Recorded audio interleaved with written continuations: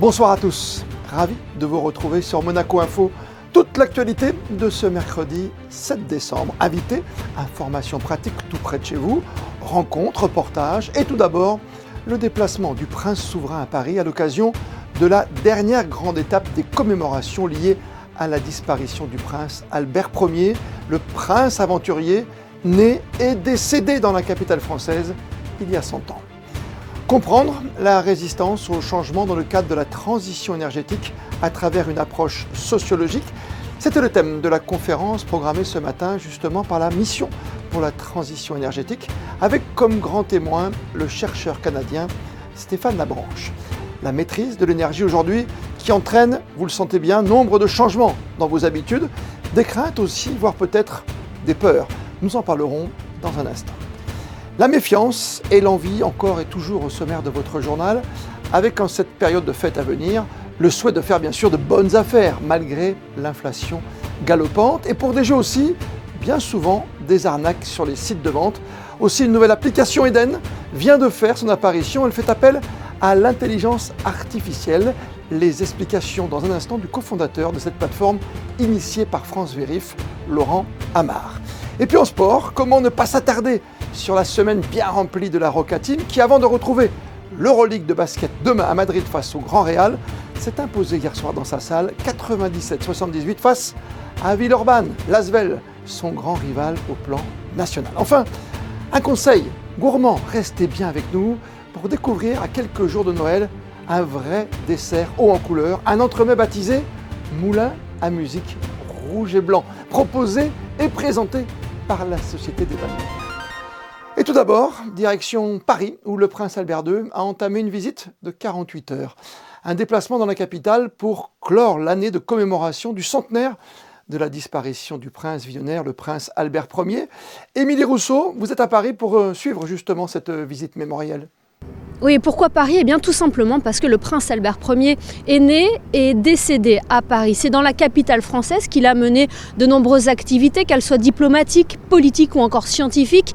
Il a créé ici l'Institut océanographique et l'Institut de paléontologie humaine. Retour sur la première journée de visite de son Altesse Sérénissime le prince Albert II à Paris dans ce reportage réalisé avec Jean-Alexandre Dordet.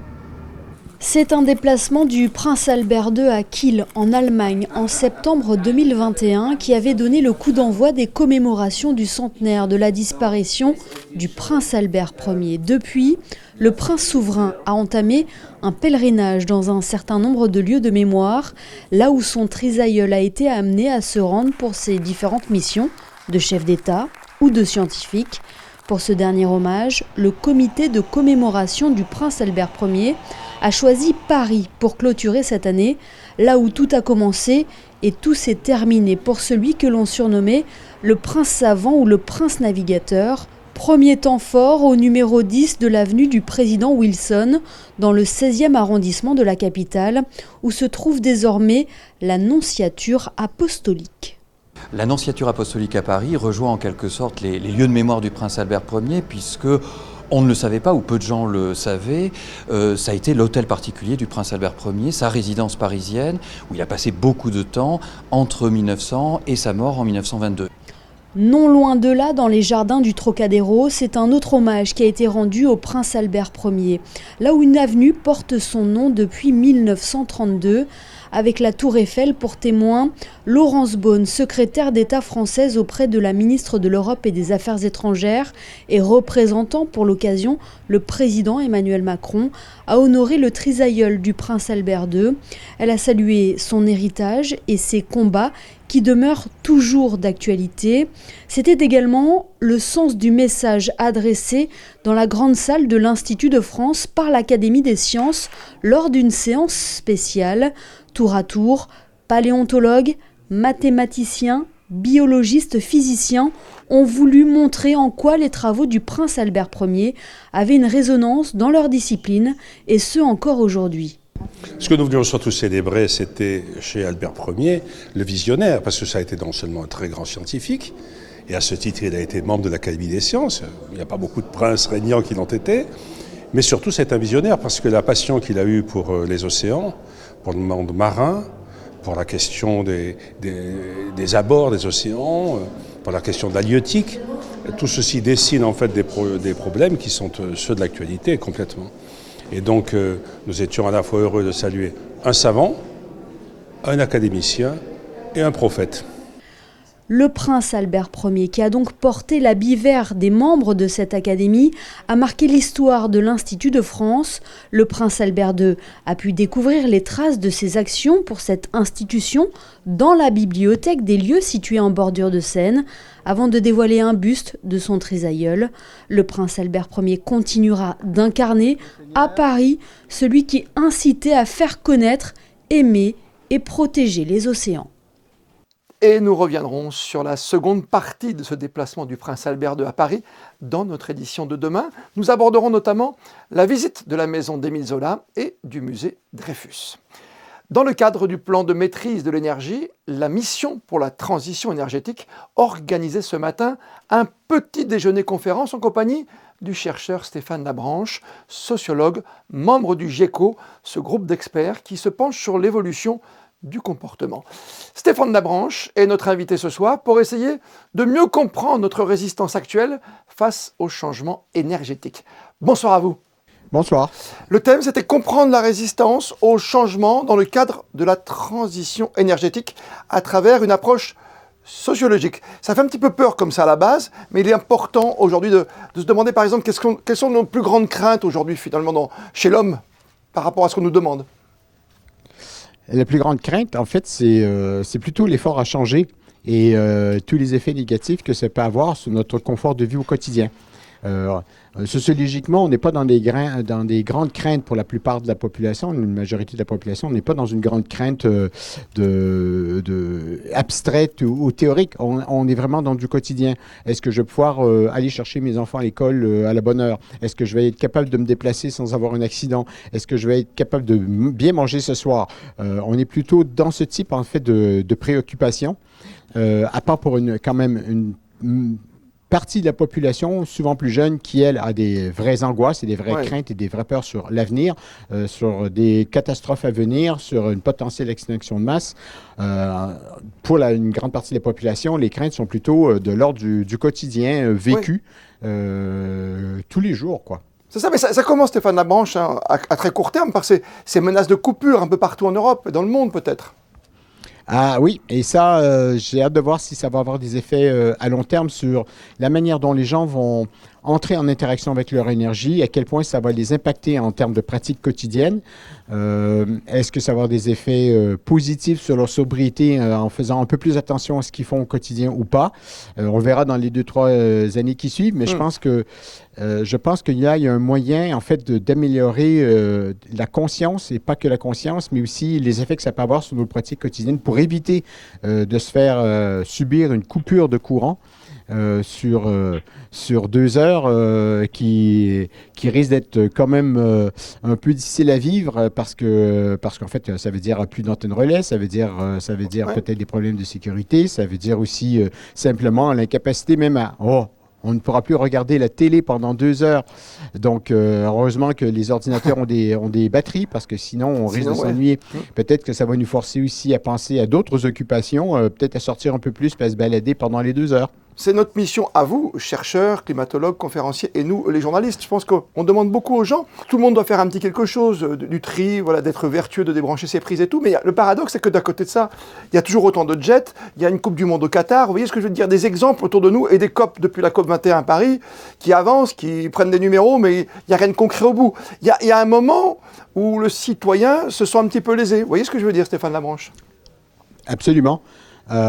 Parce que ces petits gestes-là, de toute façon, quand on fait le calcul, le retour et les effets positifs sur l'environnement, que moi, j'arrête de prendre la voiture ou l'avion, ça ne change pas grand-chose au fait qu'il y a plein de jets privés dans le ciel. Alors pourquoi est-ce que je devrais le faire?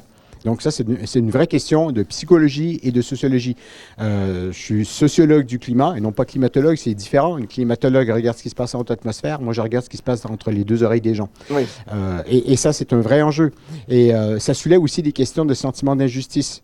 On me demande de faire des efforts alors que ma vie est Exactement. très contrainte au quotidien. Je la ressens comme telle. Je parle de ce qui se passe comme ressenti dans la population. Il y a des contraintes de temps, des contraintes d'argent, des contraintes d'opportunités, des obligations, des enfants, le travail, etc., etc. Et les plus riches donnent cette image d'une très grande liberté. Je veux aller faire un resto chinois en Chine, donc je prends mon avion privé pour y aller et je reviens chez moi 2 jours après. Oui. Je Ou fais une fondue à la montagne, 3 oui, je fois comprends dans bien. la journée. Donc là, vous voyez bien que l'image qui est envoyée soulève en fait des sentiments d'injustice et d'inégalité très très forts. Merci à vous d'avoir pris du temps pour nous. Merci à vous. La Chambre patronale du bâtiment organisait hier soir son traditionnel cocktail de fin d'année. Bilan et perspective pour ce secteur d'importance en principauté, évoqué hier dans votre journal avec son président Fabien Deplanche. Une interview à retrouver en replay quand vous le souhaitez sur le site de Monaco Info. Dans le domaine médical cette fois, les enjeux et l'avenir de la chirurgie robotique au cœur des discussions hier lors d'une table ronde au centre hospitalier Princesse Grace, et ce, 10 ans après l'arrivée du premier robot chirurgical au CHPG, le centre qui pour l'occasion hier a dévoilé sa toute dernière acquisition en ce domaine. Et puis en ce mois de décembre, en cette période où l'on cherche, recherche, finalise même les achats de cadeaux de fêtes de fin d'année, comment éviter les arnaques sur Internet? Comment trouver tout simplement le meilleur prix, le meilleur site, alors que l'inflation impacte de plus en plus nos budgets dédiés à ce moment de partage? Comment être sûr également de récupérer à temps le cadeau choisi avec soin? Le cofondateur de l'application Eden par France Vérif est ce soir notre invité. Bonsoir Laurent Amar. Bonsoir. C'est important de rappeler le contexte ensemble, dans ce contexte inflationniste justement. Trouver le meilleur prix, éviter les arnaques, c'est la mission de votre application? Oui, tout à fait. C'est ça. C'est à un moment donné des chercheurs émérites issus de Polytechnique, Corps des Mines, Pierre et Marie Curie, qui ont décidé de protéger les consommateurs.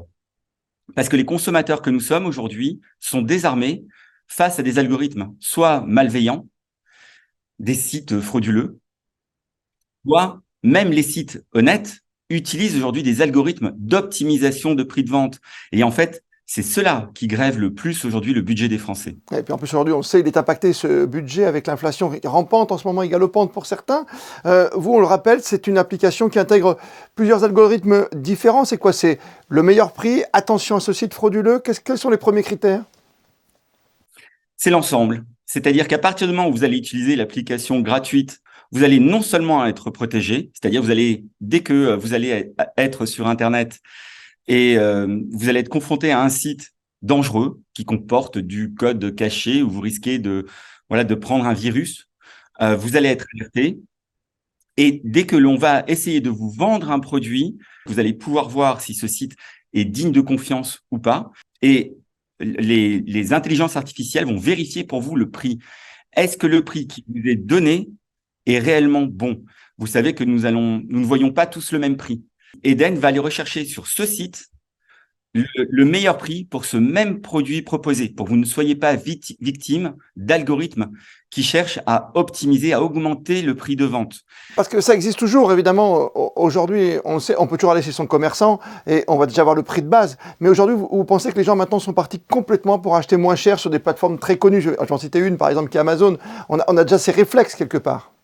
Oui, mais c'est nullement une garantie en réalité de meilleur prix. Que ça soit n'importe quel grand site, dont celui que vous citez, vous avez pour le même produit une multitude de prix. Vous pouvez arriver pour ce même produit, imaginons vous avez envie d'acheter un mixeur de légumes ou n'importe quel produit ou une console de Très jeu. bonne idée. Pour ce même produit, sur par exemple ce marchand que vous avez cité, vous allez avoir une centaine de prix différents. Ça vient de quoi? Ça vient de la couleur ou ça vient de l'acheteur quelque part ou ça vient d'autre chose? Non, ça vient de l'acheteur, c'est-à-dire que selon que vous commandiez depuis un appareil Apple ou d'un PC ou d'un téléphone où vous avez installé une application, vous êtes considéré, même l'endroit d'où vous commandez. Vous n'allez pas payer le même prix si vous commandez de Paris ou si vous commandez d'une petite ville à Garches, vous voyez. Ce que vous me dites, c'est que si j'habite dans une capitale, on va dire par exemple en France à Paris, par rapport à ma petite tante qui est tranquille dans sa petite maison du Limousin, elle va payer plus cher le même mixeur que moi parce que moi j'ai plus l'habitude d'y aller et que c'est plus facile à livrer? C'est exactement ça, c'est-à-dire que les algorithmes des marchands, les intelligences artificielles que eux-mêmes utilisent, évaluent votre capacité à mettre en question le prix qui vous est proposé. C'est sûr que si à un moment donné, vous êtes dans une très grande ville entourée de plein d'offres, cela va compter énormément pour l'intelligence artificielle qui va essayer de vous vendre plus cher. Je comprends. On rappelle qu'un budget moyen aujourd'hui, c'est 568 € pour les achats de Noël. Et finalement, grâce à Eden, on évite la chose la plus importante. C'est presque dans mon propos liminaire, on en reparle quand même, mais c'est vrai que aujourd'hui, c'est comment éviter les arnaques. On a peur juste de ça, quoi. De jamais recevoir le mixeur et à date, et surtout de le payer un prix différent ou jamais de le recevoir. Même si vous êtes sur un site légitime, honnête, reconnu, et qu'à un moment donné, il mente sur le délai de livraison, Eden le détectera et vous dira non, vous n'allez pas être livré dans 5 jours sur ce site. Si vous commandez, en réalité, vous serez livré dans une semaine.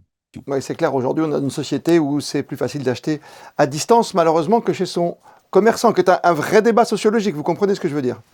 Totalement, mais ne nous cachons pas les yeux. On sait très bien aujourd'hui que la plupart des centres-villes se sont quand même un petit peu vidés de leur commerce. Et on ne retrouve pas forcément le produit recherché, désiré à côté de chez soi. Donc, Internet est devenu un passage obligé pour quasiment chacun d'entre nous. Merci Laurent Amar d'avoir été avec nous et longue vie à votre application. Merci à vous. Les sports et la Roca Team au cœur d'une semaine de folie avec 3 rencontres, 3 grands chocs pour nos basketteurs. Avant d'affronter le Real, demain le Real Madrid et Boulogne-le-Valois dimanche, les Monégasques recevaient hier les Villeurbanais pour le 2e duel en 6 jours entre ces 2 grands rivaux. Yannick Debever, bonsoir à vous. On peut dire que Monaco a bien démarré cette semaine à haute intensité. Bonsoir Christophe, bonsoir à toutes et à tous. Effectivement, on débute ce point Roca Team avec une belle victoire hier soir en championnat de France face à Villeurbanne. Avant la rencontre, Mike James et Elio Kobo ont reçu leur maillot All-Star et ils ont tous deux été sélectionnés pour participer au All-Star Game LNB de cette saison. Sur le terrain, les Monégasques n'ont laissé aucune chance à l'Asvel avec un succès 97-78 qui s'est dessiné dans le premier quart-temps. Les Roca Boys ont entamé le match avec un 33-15 porté par Mike James, auteur de 26 points et 6 passes décisives. Le reste de la rencontre a été parfaitement maîtrisé. Les Villeurbanais n'ont jamais inquiété Monaco qui prend la tête de la Betclic Elite avec 7 victoires. Écoutez la réaction de Yohan Makoundou. J'ai vu un match complet. Voilà, on a vraiment été très impliqués, autant en défense qu'en attaque. On a été sur les rotations, au rebond. Non, franchement, c'était un match complet pour moi. Les Monégasques enchaînent directement, pas le temps de se reposer. L'équipe a pris l'avion aujourd'hui direction Madrid pour la 12e journée d'Euroleague. Un gros choc à venir entre 2 équipes au même bilan, 8 victoires et 3 défaites. C'est surtout un match qui intervient en plein cœur d'un marathon de 10 matchs à jouer en 20 jours. Une période cruciale, toujours délicate à gérer. Je vous propose d'écouter Jordan Lloyd à ce propos. You know, a lot of people always say, obviously, you got to take care of your body, but the big thing is mental. Just have a positive mindset. You know, whether it's practice or games or no matter what's happening, just try to stay positive, glass half full, because there's going to be a lot of ups and downs in these next, 10 days or whatever, 10, 20 days. So we just got to keep the right mindset, stay together, and then I think good things will happen for us. Le Real Madrid est en grande forme avec 6 succès sur les 6 derniers matchs après avoir connu un début de saison compliqué. La Roca Team a donc l'occasion de frapper un grand coup lors de cette 12e journée pour s'affirmer encore un peu plus comme un sérieux prétendant au Final Four. Main focus is us always, first, that we got, ready, to play and ready to follow the plan. I think, this is, the key, and I believe now that, my confidence also grows, to the guys, who are ready to help. La dernière fois que Monaco a été rendre visite au Real Madrid, c'était seulement le 3e match d'Euroleague de l'histoire de la Roca Team. Les rookies monégasques héroïques avaient fait vaciller les Madrilènes avec notamment un Mike James exceptionnel, auteur de 24 points et 10 passes décisives dans une défaite 94-86. Vu son match face à Villeurbanne, on peut penser que le meneur américain a pris son rythme et est prêt pour ce choc au sommet de l'Euroleague. Vous pourrez suivre évidemment ce match en direct sur Monaco Info. Rendez-vous ce jeudi à 21h. Et pour être complet. La Roca Team, pour son entrée en lice en Coupe de France, affrontera les Metropolitans de Boulogne d'un certain Victor Wembanyama, incroyable jeune talent de 18 ans, une pépite qui culmine à 2,19 m. Le 8e de finale de coupe est programmé le mercredi 15 février prochain. Demain, jeudi 8 décembre, jour férié en Principauté, jour de l'Immaculée Conception qui permet de célébrer, faut-il le rappeler, la mère du Christ, la Vierge Marie, épargnée par le péché originel. Comme chaque année, une messe pontificale aura lieu ce jeudi à 18 h en la cathédrale de Monaco. Elle sera célébrée par Monseigneur Dominique-Marie David, archevêque de Monaco. La messe sera suivie de la traditionnelle procession. Les précisions de l'abbé Christian Venard qui revient sur ces célébrations du 8 décembre aux côtés de Vanessa Dessy sur des images d'Alex Avial. Alors oui, le 8 décembre ici à Monaco, ça prend vraiment une ampleur toute particulière. Parce que d'abord, notre cathédrale a été dédiée à la Vierge Marie dans son Immaculée Conception. En effet, quand elle a été construite, à la demande du prince Charles III, le dogme de l'Immaculée Conception venait d'être proclamé quelques années auparavant par le pape Pie IX. Alors déjà, c'est la fête de la cathédrale, donc qui est l'église mère ici à Monaco. Donc l'archevêque vient lui-même présider cette messe et une bonne partie du clergé de Monaco et des fidèles de Monaco ont à cœur de venir à cette célébration, à cette solennité de l'Immaculée Conception, à laquelle s'adjoint en plus pour nous à Monaco un événement historique. 1631, la peste touche Monaco et à ce moment-là, eh bien, on invoque la Sainte Vierge pour protéger Monaco et effectivement, Monaco sera protégé. Alors le prince Honoré II et les monégasques vont faire un vœu à partir de 1631, tous les ans, de faire une procession sur le rocher en l'honneur de la Vierge Marie. Alors c'est ce qu'on va faire aussi, après la messe, on va tous se retrouver alors avec l'archiconfrérie des pénitents sur le rocher, ils apportent une très belle statue de la Sainte Vierge et on la porte en procession en chantant des chants à la Vierge Marie, on passe devant le palais, on prend les ruelles du rocher, on fait une halte à un endroit, il y a un endroit commémoratif de ce vœu du prince Honoré II et on termine à la cathédrale. Ça fait partie des belles traditions de notre principauté, hein. Alors on se dit qu'on est un État catholique, l'article 9 de la Constitution, c'est bien sur le papier, c'est encore mieux si on essaye de le vivre les uns avec les autres. Je crois que ça fait partie dans le pays voisin et ami, on parle du vivre ensemble. Dans notre vivre ensemble monégasque, il y a ce côté aussi de participer aux grands événements de la vie catholique de notre principauté. Et sachez que cette messe sera retransmise en direct dès 18 h sur Monaco Info. Retrouvez son âme d'enfance. Voici ce qu'a souhaité la Société des Bains de Mer de Monaco pour son thème annuel des fêtes de fin d'année. Et pour l'illustrer au mieux, le chef pâtissier Cyril Nata et son associé Jonathan Barbagallo du Café de Paris ont imaginé ensemble un entremets festif et original aux couleurs de la principauté. Anaïs Rieu vous fait découvrir ce dessert qui peut-être ornera votre table de Noël. Il est gourmand, joyeux et étincelant, le dessert imaginé par les deux vainqueurs du concours interne de l'entremets des fêtes de Noël réunit petits et grands autour du thème imposé de cette année, comme un enfant. Il y a une grosse préparation avec la cloche en chocolat aussi qui vient dessus finir le gâteau pour représenter le moulin à musique. Donc là c'est un gros travail technique, un gros travail d'artisanat je pense. C'est au départ une prise de risque, mais bon je pense que pour les concours, mettre de l'audace dans ce qu'on fait, il faut parfois prendre des risques. Mais en fait, à la dégustation, on a vu qu'au final, ça coulait de source, on va dire. Donc au fil des dégustations, on a affiné, et puis on est arrivé sur le bon équilibre. Un équilibre minutieusement travaillé pour associer la douceur du praliné, noix de pécan, pain d'épices et caramel à la fraîcheur de la mangue, citron vert et fruits de la passion. Ça forme une boîte à musique pour célébrer ce jouet incontournable de l'enfance dans l'ancien temps. Donc j'ai posé à ma famille énormément de questions, quel était leur jouet quand ils étaient jeunes. Et ma famille m'ont répondu, quand on était jeunes, le soir de Noël, on avait ce petit moulin à musique. Et donc j'ai fait un peu mes recherches sur Internet et j'ai trouvé, et là j'ai dit, je vais la proposer au chef Cyril. Et du coup, je lui ai montré, il m'a dit, top. Et qu'on voit la réalisation, là on se dit mais en fait c'est ce qu'on avait imaginé et en fait c'est vraiment un beau travail d'équipe surtout. L'entremets est à retrouver à la vente jusqu'au 8 décembre au Café de Paris et au Madawan pour la somme de 95 €. Passé cette date, il faudra le commander 72 heures avant sa dégustation. La météo pour ces prochaines heures, c'est avec vous Vanessa Dessy. Bonsoir Christophe, bonsoir à tous. Eh bien, le ciel risque d'être couvert une grande partie de la journée. Les températures seront légèrement en baisse. Elles iront de 8 à 16 degrés. Le soleil se lèvera à 7h49 et se couchera à 16h54. Et nous fêterons les jours froids. Et comme le veut la tradition, on termine avec les instantanés du jour et un retour sur la belle soirée de basket hier, avec d'un côté le succès de la Roca Team en championnat face à Villeurbanne, et de l'autre, l'annonce des 2 joueurs monégasques retenus pour le All-Star Game, la sélection des meilleurs joueurs de l'année. Mike James et Eli Okobo ont reçu leur maillot. Les photos sont signées Mickaël. Allez-y. Demain, vous retrouverez Patricia Navarro pour une nouvelle édition de votre journal sur Monaco Info. D'ici là, belle et bonne soirée à toutes et à tous.